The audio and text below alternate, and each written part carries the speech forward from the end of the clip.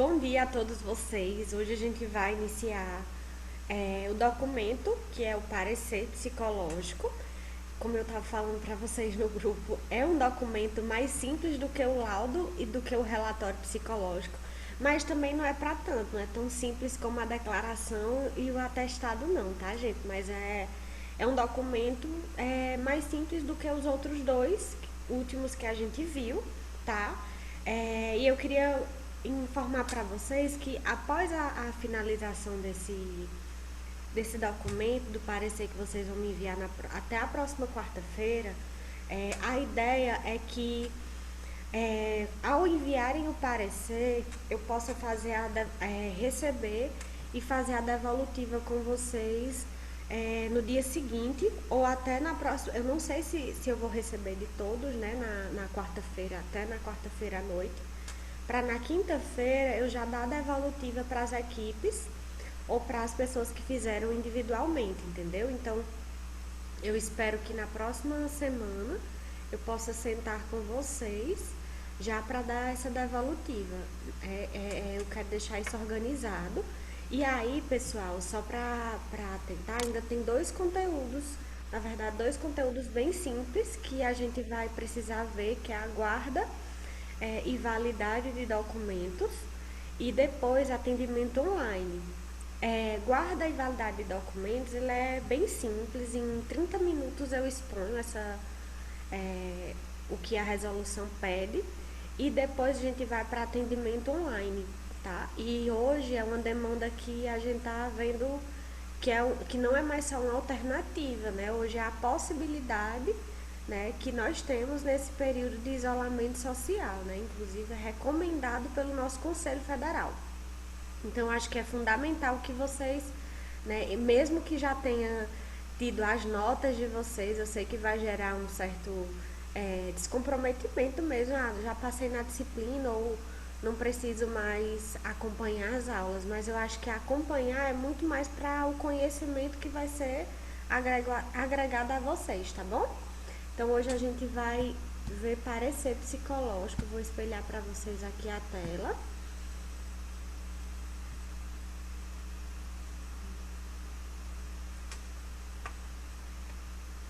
Vocês já chegaram a ler o estudo de caso desse documento?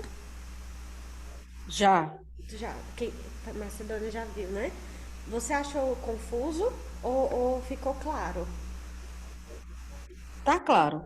Tá, Eu acho que os slides que você está disponibilizando tá bem objetivo. que bom. Vocês vão ver como esse documento aqui, ele é mais simples até mesmo pela proposta dele, pelo objetivo dele. Ele não traz um percurso que vai ser complicado de vocês construírem, como vocês tiveram dificuldade no laudo e no relatório, talvez, entendeu? Esse é algo mais simples, mas que requer uma técnica sobre ele, tá? Então vamos lá. O conceito dele, ele é um documento que ele vai trazer um pronunciamento por escrito, que tem como finalidade apresentar uma análise técnica, respondendo a uma questão problema do campo psicológico ou a documentos psicológicos questionados.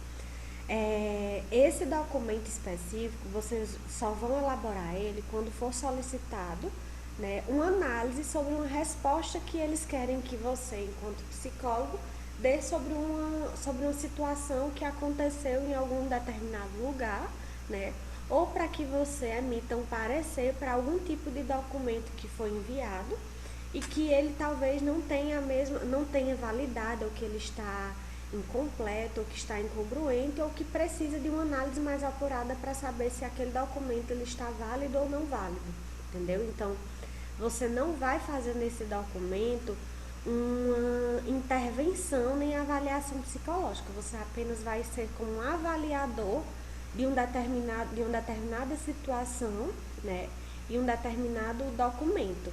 A própria palavra parecer, ele já está dizendo, né? Você não vai participar fazendo um processo, né? Intervindo psicologicamente ou fazendo uma avaliação psicológica. Você vai ser apenas um parecerista, uma pessoa que que traz uma informação que agrega um valor àquilo que foi solicitado, sabe? Eu costumo dizer que o parecerista é como um avaliador de uma banca de TCC, né? Fazendo uma análise bem mais contextualizada com o que a gente vive na faculdade. O parecerista ele vai analisar um documento ou uma situação que foi dada, documental, e vai trazer, né, argumentos que comprovem ou não comprovem aquilo que está sendo dito naquele contexto, tá certo?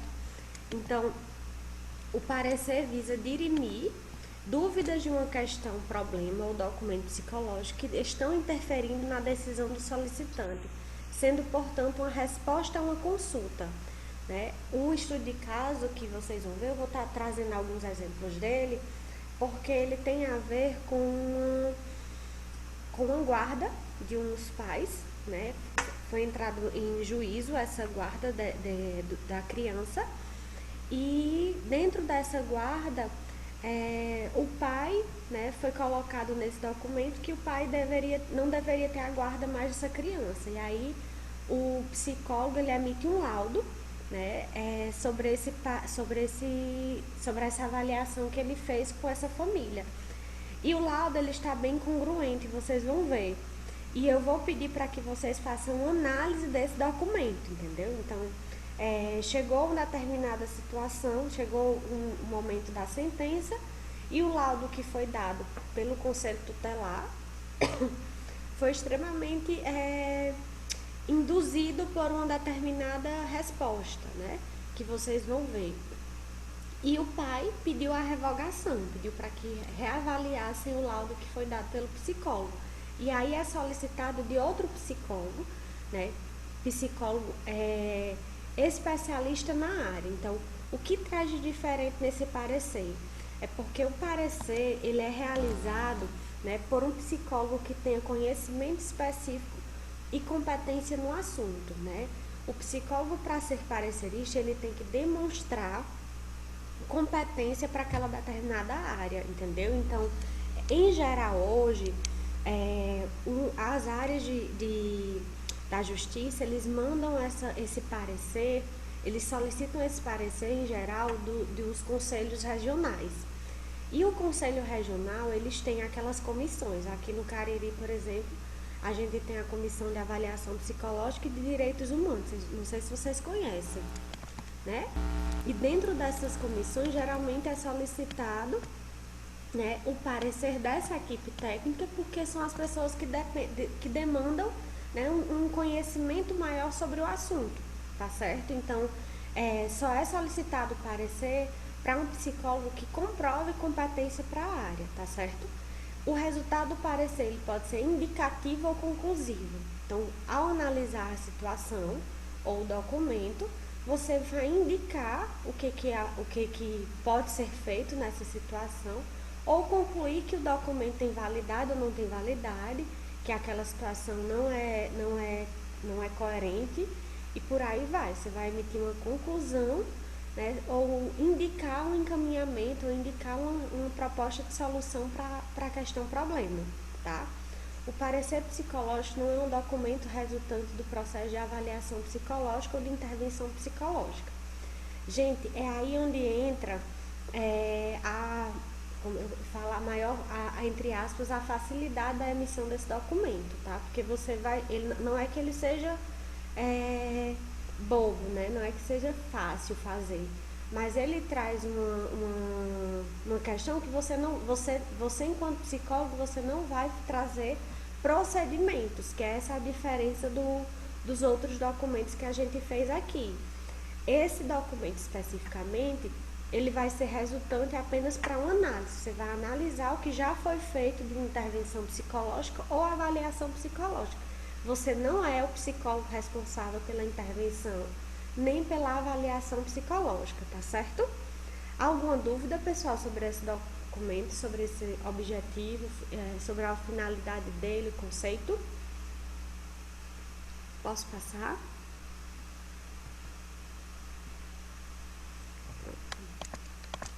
Então, a estrutura, né, ele deve ser apresentado em forma de item. O parecer é composto de 5 itens.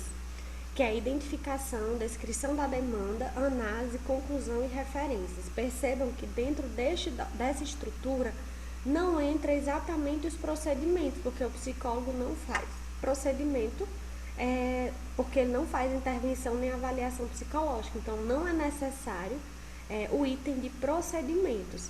Você vai só para a identificação, que é igual aos outros documentos de laudo e relatório, né?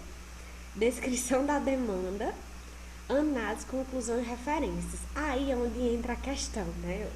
Talvez vocês dizem, mas tu disse que era mais fácil do que os outros. É porque esse você não vai fazer o procedimento.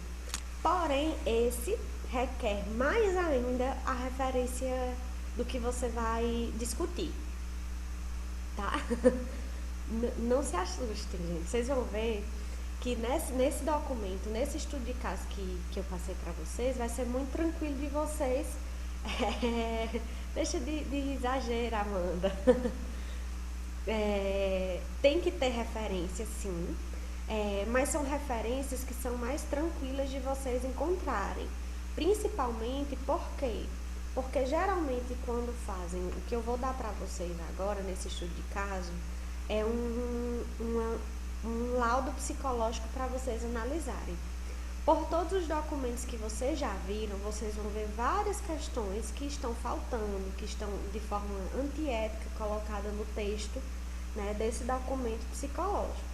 Inclusive, por isso que ele é o último documento a ser visto, porque você precisa compreender todos os outros anteriores para que você tenha uma segurança maior em ser parecerista, por exemplo, entendeu? Então, vocês vão ver que esse estudo de caso e o laudo psicológico que a gente coloca em anexo para vocês analisarem é um documento que vocês já fizeram, que foi o maravilhoso laudo psicológico, mas que por vocês já terem feito, vai ser mais fácil de vocês avaliarem se ele está coerente, se ele está incoerente, entendeu? Se está atendendo às normativas que diz a resolução ou não, entendeu? Então, as referências que vocês vão usar em base a resolução, vai anotando aí, viu, Amanda?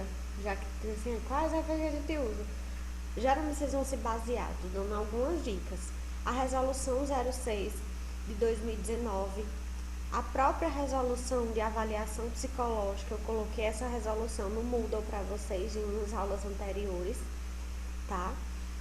Eu coloquei inclusive na aula de atestado psicológico, eu coloquei essa resolução de avaliação psicológica e o próprio código de ética, tá? Do psicólogo. Elas são as referências básicas que vocês devem usar nesse estudo de caso. Estou dizendo que isso é básico porque, em geral, esses documentos que pedem para que o psicólogo seja parecerista vêm com algumas questões, né, de inflação ética, tá? Que nós, enquanto psicólogos, precisamos estar muito atentos a isso. Então, eu quero que vocês façam essa análise, esse parecer, baseado principalmente neles, não só neles, mas principalmente neles, tá certo?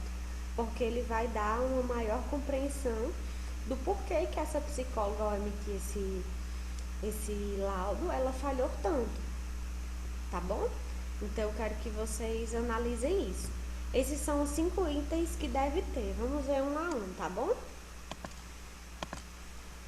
Vamos lá.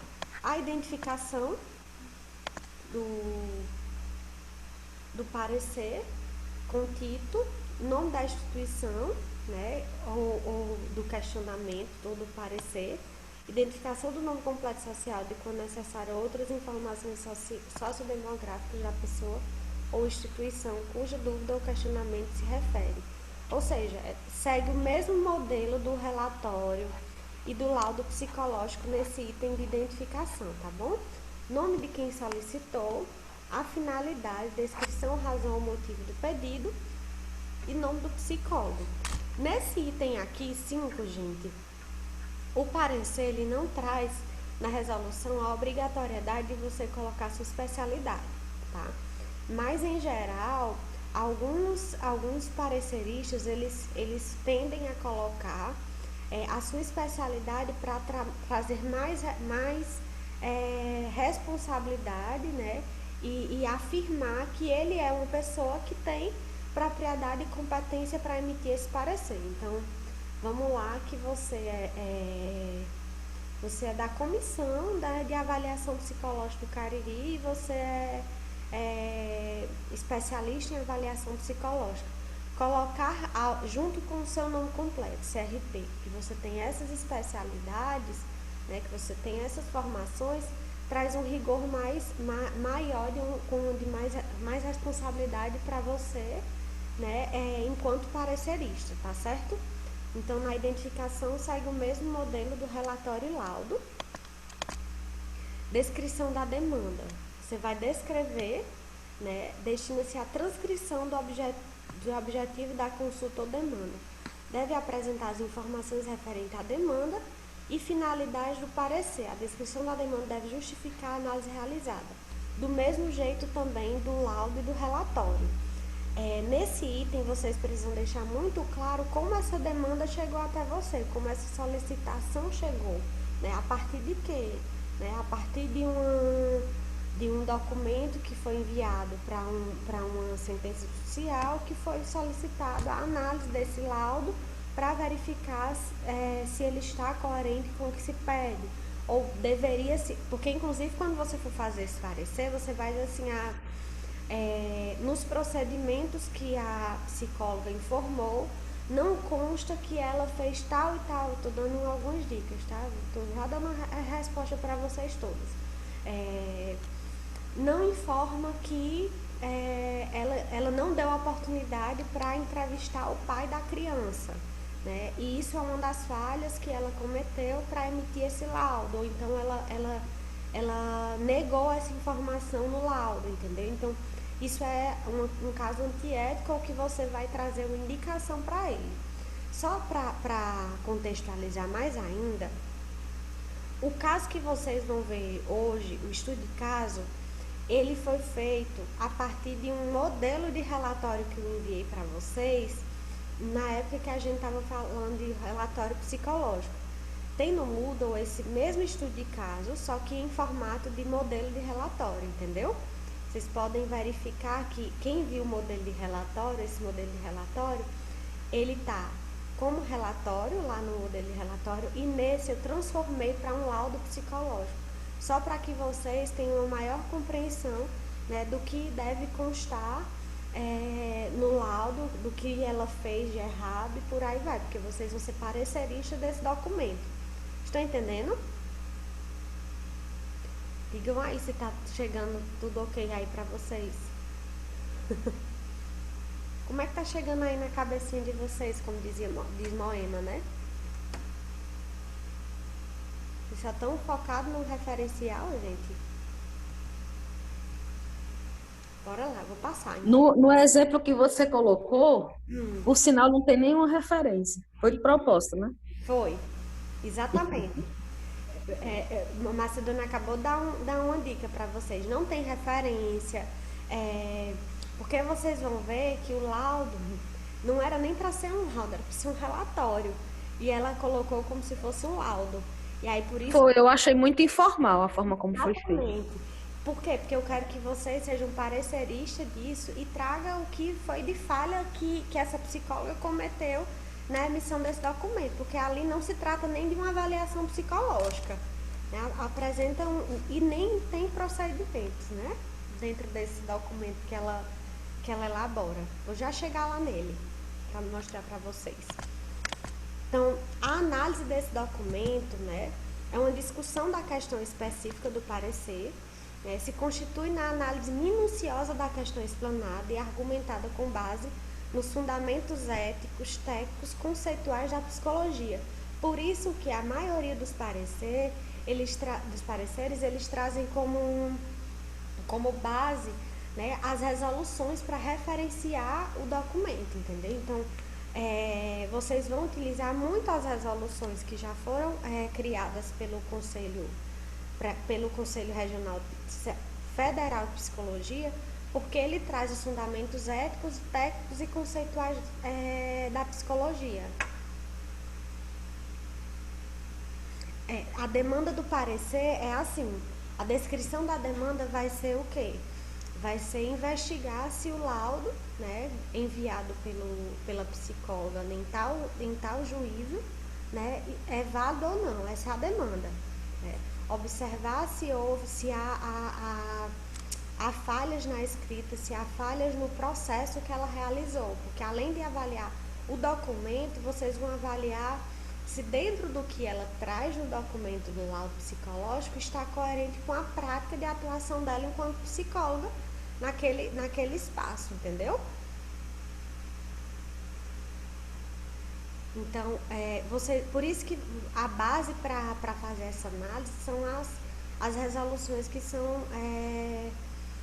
publicadas pelo Conselho Federal, entendeu? Então, por quê? Porque você vai se basear pelos fundamentos éticos, o Código de Ética, técnicos e conceituais da psicologia. Técnicos, as resoluções conceituais da psicologia, os nossos aspectos teóricos que a gente, né, estuda, né, e tem como base para a nossa atuação, bem como as normativas vigentes que regulam e orientam o exercício profissional, tá certo? A análise, ela precisa estar muito, muito bem referenciada, viu? Não se assuste, mas tem que trazer a referência.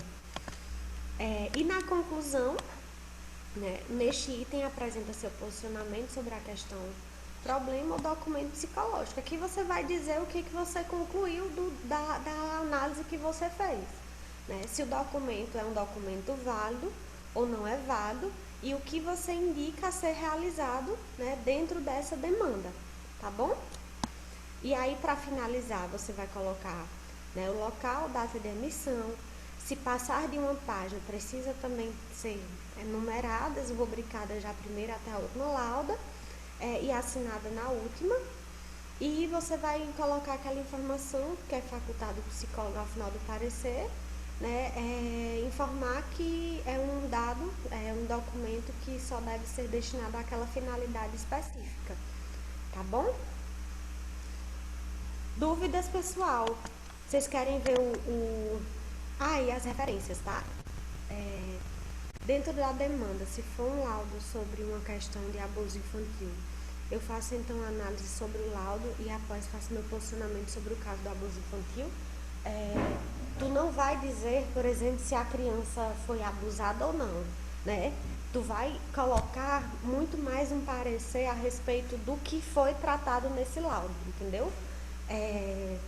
Ou o que você indica como procedimentos para serem realizados nessa investigação. Então, assim,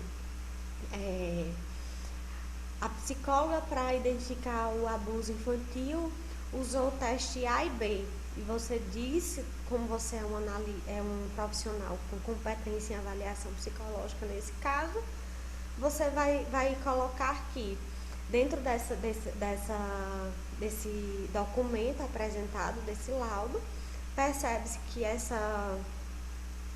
que esse teste elaborado pelo psicólogo, que esse teste escolhido pelo psicólogo não é tão válido do que esse. Então, você indica quais são os testes psicológicos que poderiam ser utilizados ou intervenções que poderiam ter sido feitas no procedimento do serviço psicológico realizado, entendeu? Você não vai posicionar-se frente à situação no sentido de investigar o abuso infantil. Você vai informar como deveria ter sido feito essa investigação, entendeu?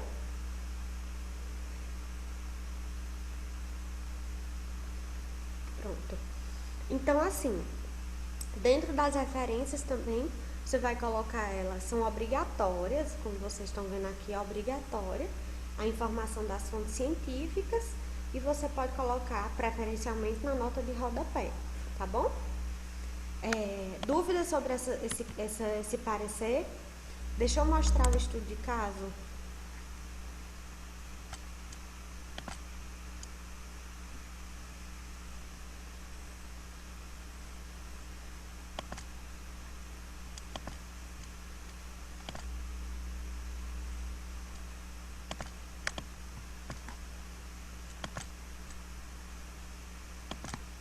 Vocês já estão vendo o estudo de caso? Pronto. Então, assim, o estudo de caso. Vitória, nascida em 26 de nove de 2013, tem 7 anos, filha de Leonardo da Silva e Joana, divorciados, encontra-se sob a guarda compartilhada dos seus genitores há 12 meses, desde quando foi homologado acordo. Em petição recente, o genitor alega descumprimento dos termos do acordo por parte da mãe e pleiteia a guarda unilateral.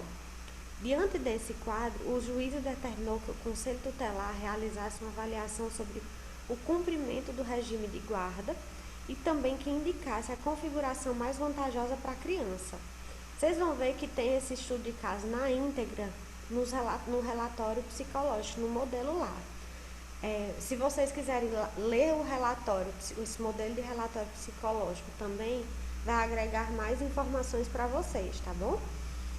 O juiz recebeu do Conselho Tutelar um laudo psicológico com avaliação realizada pela psicóloga do equipamento. Eu coloquei o laudo em anexo, entendeu? Para que vocês possam compreender. Após sentença, o genitor da criança solicitou a revogação do laudo psicológico encaminhado pelo Conselho Tutelar, acreditando que a conclusão informada é incoerente com a situação real. Assim, o Poder Judiciário, em suas atribuições, solicita parecer psicológico a um profissional de psicologia especialista em avaliação psicológica para investigar a conduta da psicóloga na emissão do laudo. Analise o laudo psicológico abaixo, encaminhado pela psicóloga, e elabore um parecer sobre o que consta no mesmo.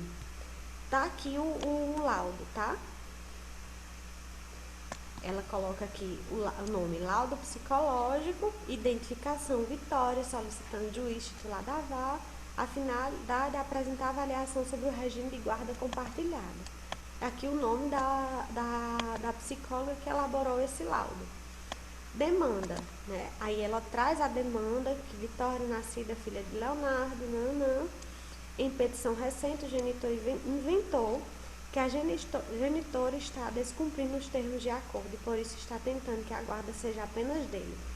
Diante desse quadro, o juiz determinou, nas folhas 79 e 80, que o psicólogo apresente uma avaliação sobre o cumprimento do regime de guarda e também que indique com quem a criança deve ficar. Percebam, vocês vão inclusive se atentar, né, a linguagem, né, técnica da escrita dela. Lembrem que quando a gente estava estudando esses documentos, dentro das normas da linguagem, precisa levar em consideração a linguagem culta, né, das informações, né, e nós não podemos ser tendenciosos, né, a colocar nossas palavras, né, de uma forma bem do senso comum e informal, tá certo? Então, vejam só que ela sai da demanda e vai para a análise, tá? O processo traz como documentos mais próximo, o processo traz como documento mais o próprio termo de acordo da guarda homologada em audiência, podendo ver os detalhes do mesmo. E destaca-se que a programação prevista foi a de distribuição igualitária da convivência da criança entre cada genitor. Vitória fica aos cuidados do pai a partir de domingo pela manhã até quarta-feira de manhã, antes de ir para a escola, e com a mãe a partir da quarta-feira da tarde, depois do horário da escola até domingo pela manhã, quando vai à casa do pai. Na entrevista com Joana, esta relatou que ela e Vitória são boas amigas, mas sentem um determinado abalo pelo divórcio. Descreveu diversas situações em que Leonardo descumpriu regras de acordo de guarda, entregar a filha na escola com atraso, demorar demais para buscar a criança na casa da mãe, deixar a mãe no hall do prédio por muito tempo até a criança estar pronta para a visita. Inclusive disse que o pai da criança saiu de casa porque soube de uma traição que ela havia cometido em um período que ela estava viajando. Isto porque o mesmo não dava atenção a ela, entre outras. Alega que por conta da desorganização do pai, a criança teve alterações na sua rotina, ocasionando emoções e comportamentos indesejados, tais como dificuldade para estudar e se alimentar, choro excessivo e recusas para ir à casa do pai. A mãe acredita que a melhor solução é que ela detenha a guarda unilateral e as visitas ocorram somente quando ele autorizar, quando ela autorizar, tá? Na visita à residência de Joana, verificou-se que a casa se encontra em condições adequadas de higiene e organização e com a disponibilidade de rica estimulação de brinquedos. Vitória mostrou seu quarto, seus materiais escolares e sorriu ao se referir que aquele lar como referência, afirmando que é a sua casa. Leonardo, Joana e Vitória moravam juntos na casa até a época do divórcio. Com o rompimento da relação, Leonardo alugou um apartamento para morar, pois a casa já era da propriedade de Joana antes do casamento. Janaína, a empregada doméstica que trabalha com a família desde quando Vitória nasceu, continua contratada por Joana em tempo integral. Ao se visitar o apartamento de Leonardo, observa-se roupas, calçados, louças, toalhas e roupas de cama espalhados pelos cômodos. O quarto da criança tinha brinquedos e roupas suficientes, mas em sua maioria jogados pelo chão e sobre a cama, dificultando até mesmo o trânsito pelo quarto. A criança mencionou que gosta de ficar com seu pai, mas não acha sua casa agradável. Leonardo costuma contratar diarista uma vez por semana para limpar o imóvel, porém afirma que não gosta de nenhuma e a rotatividade é alta. Posteriormente, agendou-se com a genitora um horário para que levasse a filha ao conselho tutelar para uma entrevista lúdica, na qual somente a criança foi ouvida.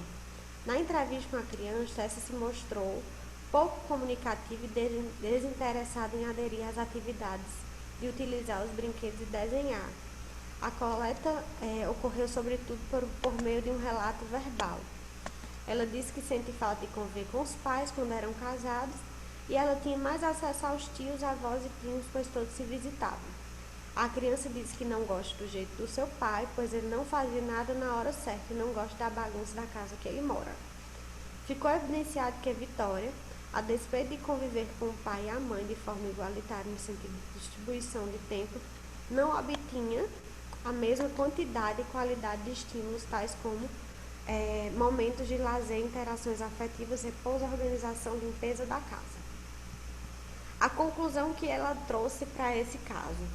Os dados coletados neste estudo indicaram que o acordo de guarda compartilhada vinha sendo cumprido integralmente pela genitora e parcialmente pelo genitor.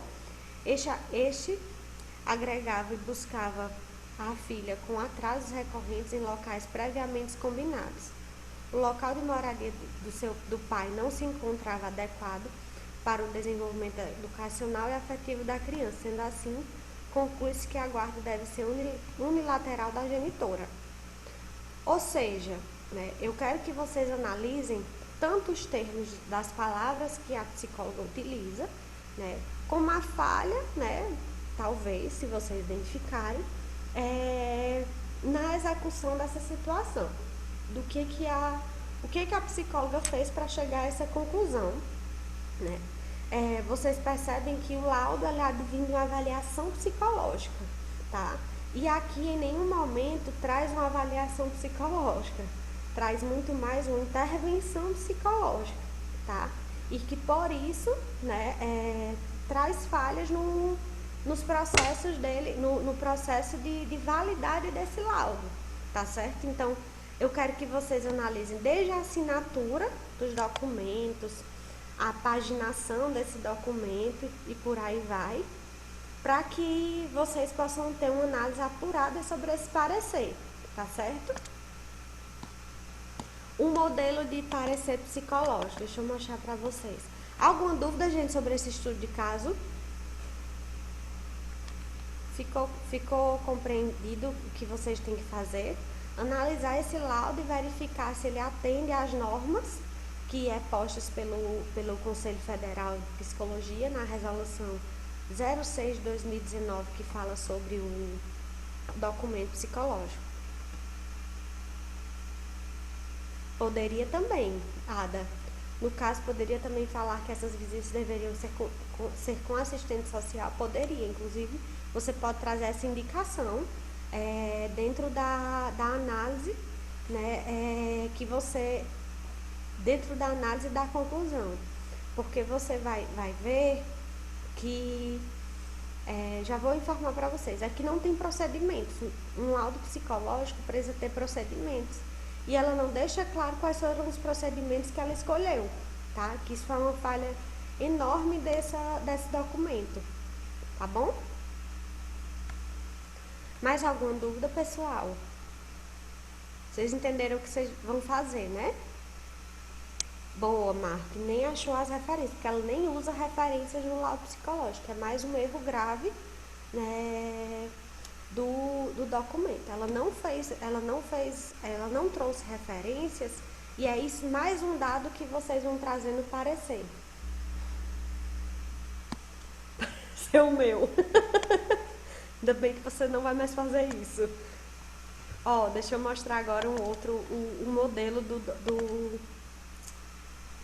documento, tá? O modelo de parecer psicológico. Tá aqui.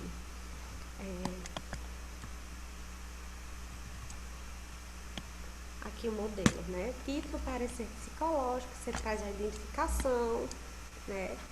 Traz também a descrição da demanda, né?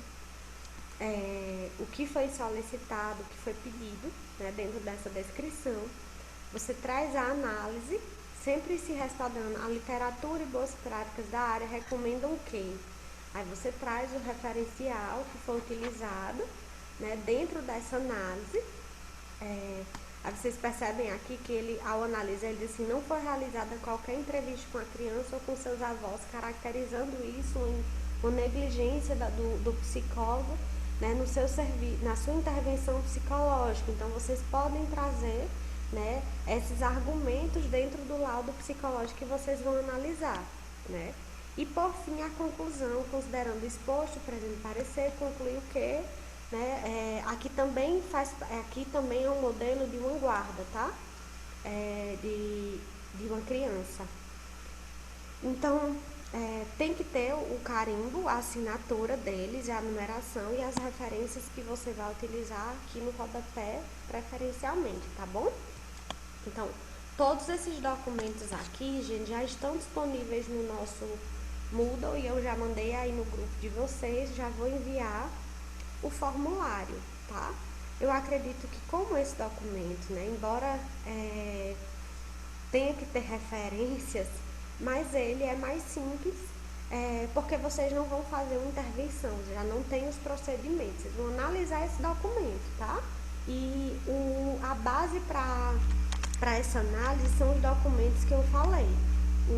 A resolução sobre a avaliação psicológica, o código de ética, e essa resolução 06, né, de 2019, que é documentos psicológicos, tá bom? Eles vão dar, todos esses documentos vai dar base para que vocês possam referenciar de forma tranquila, tá bom? Dúvidas, pessoal? Comentários?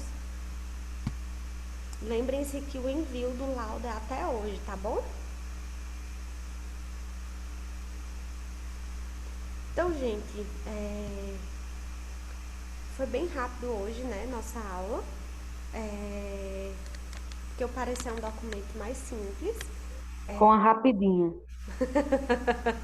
Foi rapidinho. Foi bem rápido mesmo hoje, que é um documento mais simples e vocês já estão acostumados a fazer essa elaboração desses documentos, tá bom? Então, se tiverem mais alguma pergunta, alguma colocação, estou à disposição. Se não, até a próxima semana, então. Tá bom? Então, é isso, pessoal. Tenham um bom dia, né? Qualquer dúvida que vocês tiverem, podem me mandar, que eu vou respondendo, né? Assim que eu puder. Já sei, Amanda. É Marina, que quando termina a aula, ela vai logo dizer assim, mulher Larissa, e quando a gente vai fazer isso, isso e isso? Eu adoro. Seita danada, já tá fazendo o documento. Ela é a primeira pessoa que já manda milhões de dúvidas, Marina, e a Amanda também. Mas, enfim, eu estou à disposição, viu, gente? Um abraço pra vocês. Beijinho, tchau.